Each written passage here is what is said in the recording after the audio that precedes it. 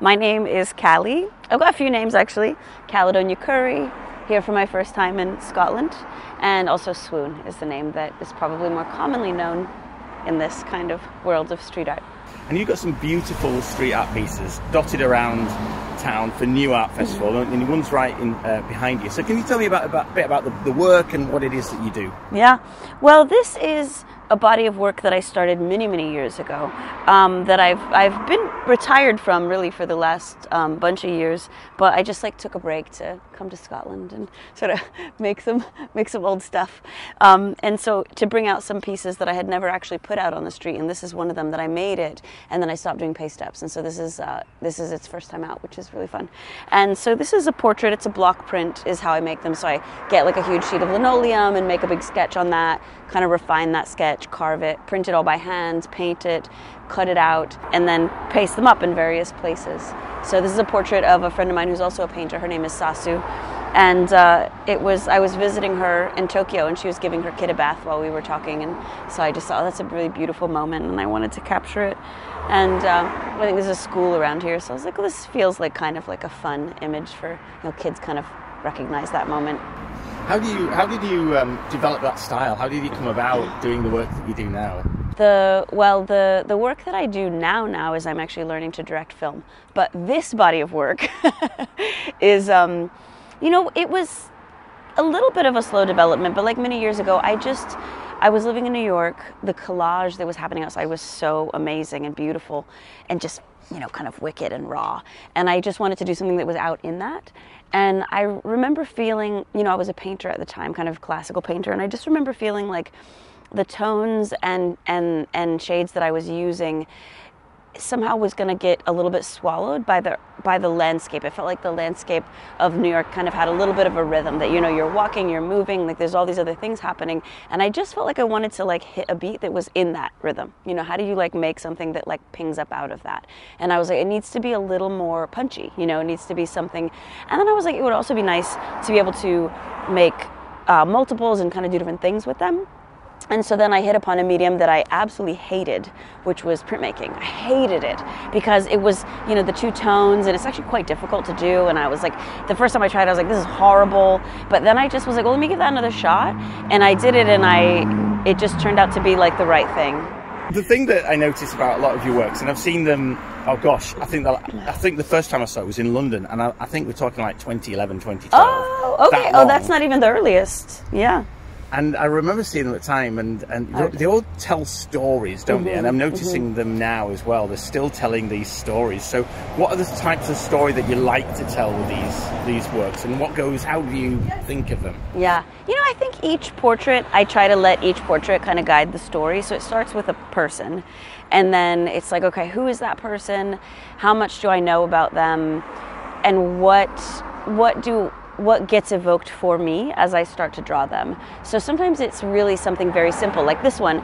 It's just sort of images of the place where I was at the time. It's almost like a street portrait, except it has that little bit of home and kind of intimacy. This sort of opened cathedral, which just feels like a space of holding. Those things where I just sort of have an intuitive kind of link. And then other times there will be something where it's a little more kind of very specific to the person, like the portrait of my dad that we were just looking at earlier. Actually, shall we go to that piece Sure. Of your dad? Because there's another location just round the corner. Yeah. And here it is, and this is there's two sort of paste ups in this particular part of Aberdeen, but there's many in other places. But tell me about this work. Yeah, so this is a portrait of my dad, and it's with both of my parents. I made portraits of them after they passed away or while they were sick, and so this was a portrait of my dad that I made after he passed away, and it's, it was just really me kind of digging deeply into understanding his mortality and his life and kind of what he was going through at that time, and so there's some bits that actually got taken off just because they ran into the stairs, but they sort of focus on memento mori and on the sense of kind of knowing that you will die. That was actually something quite important to my dad. And then the portrait, I was saying often it takes me days and days to draw the face and to get it right and to carve it, but when I drew this one, it just came out like once. It was like, there it was. And it was really this feeling of like, oh, this person is in my bones. Like I know them totally. And so drawing them just feels like this kind of immediate thing that just sort of happens, and that feels like it's kind of always been there in a way. And just looking at the spaces that you choose to put the work, so the when I'm looking at the work here, you know, it's hidden away. You have to discover it, but also the space that we're in is a bit abandoned. You know, it's been uncared for. It's been rewilded, quite literally, I suppose. Do you actively search out these places, and what is it about this type of environment that you like so much? Yeah. Well, I think that these are kind of the environments that are calling out for something. And also, you know, this particular, it's like this sort of funny little staircase, and where does it go? That there's sort of, you know, if you look at the works themselves, there's a little bit of a sense of searching through some kind of a terrain, that these architectures that are overlapping on each other, and these spaces that might be a bit lost when you find them again. And so to put that kind of portrait then into that kind of space, I think it sort of just feels right.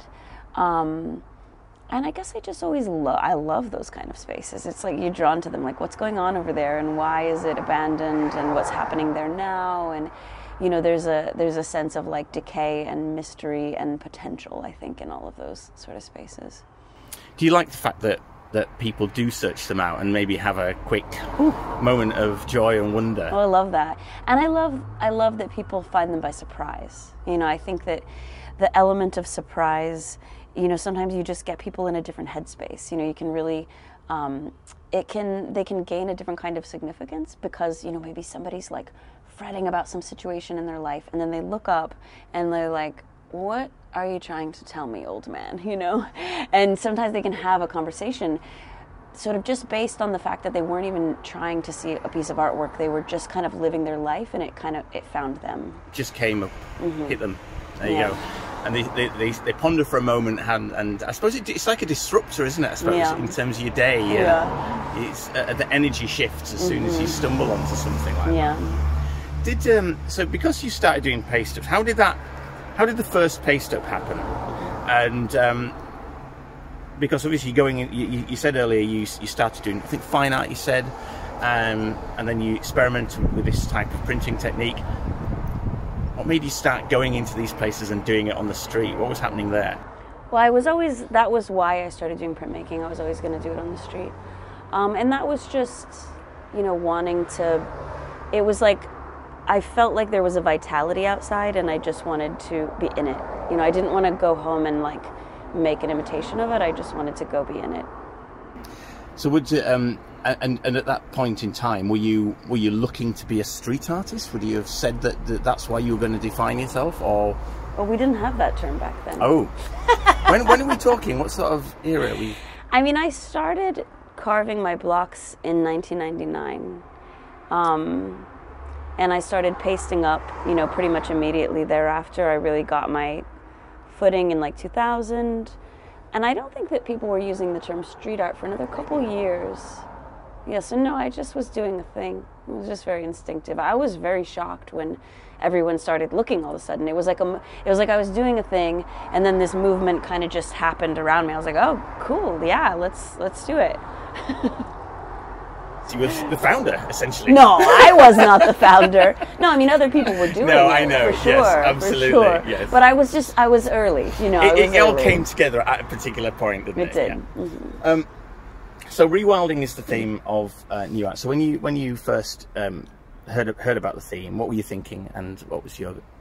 I mean, did you have any thought process? You know, I just thought, and there was a question whether or not I should do some kind of more mural type thing, which is not really what I do anyway, or if I should do the paste ups that have kind of been my signature, you know, way of working over the years. And I feel, you know, because these were created to go illegally out into the city, and so I think, you know, when it comes to rewilding, it's very you know, related, that you just make something and you just put it out, and it becomes like a little seed, and it kind of inspires people to be like, oh, I could do that too. Actually, I could just make something in my kitchen and go out and, you know, use these very lo-fi methods and just do it.